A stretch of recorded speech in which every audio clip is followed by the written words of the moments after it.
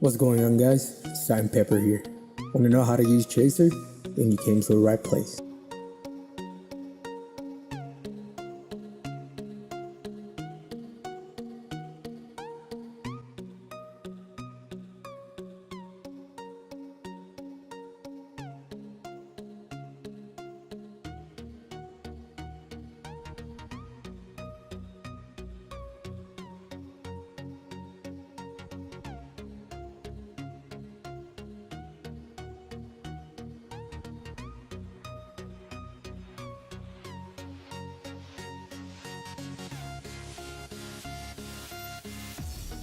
So what do we know about Tracer? Well, she's probably one of the most effective yet annoying character when played by the right hand.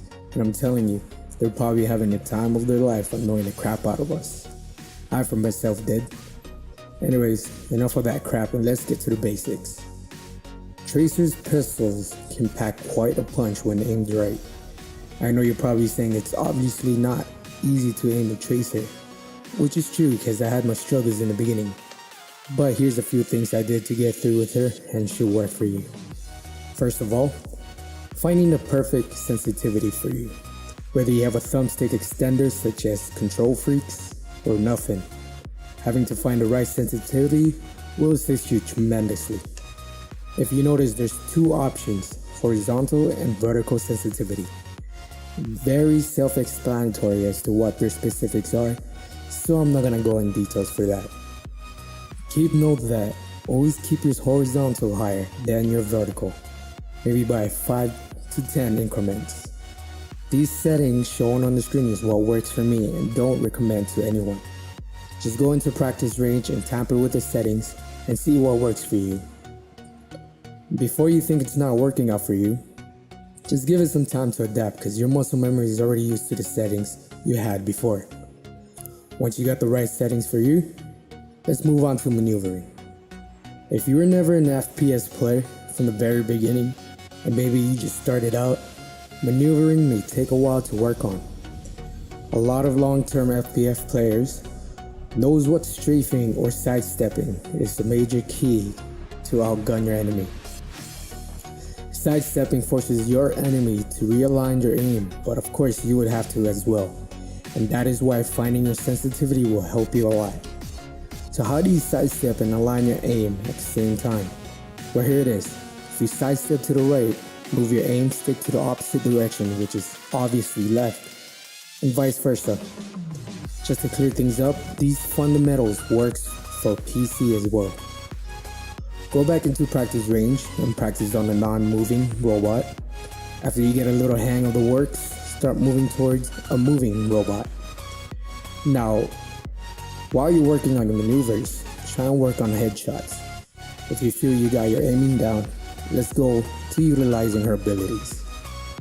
Let's start with her lovely blinks. Here's what I love about her blinks. Just like outgunning your enemy by sidestepping, this can really throw your enemies off. But don't think it can always outgun your enemy.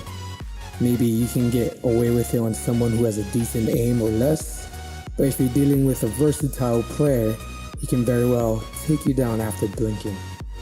Only way and probably the best way to handle this situation is to not take it lightly. If you're stuck with having to deal with that player, just do your best to take him out with everything you got, or damage him enough for your team members to clean it up. Due to Tracer's low health, don't be afraid to back off and recover. Which leads us to her other ability, which is recall. Other than saving your ass from off the map drop, this can return her health. But also keep in mind that if you recall without making any distance, you won't regain your health. If you're out of luck on your recall, find the nearest health pack or fall back to your healer. However, your best bet is to not count too much on your healer, as he or she could be busy healing someone else or dead. Due to constant mobility, it's better to know each health pack locations.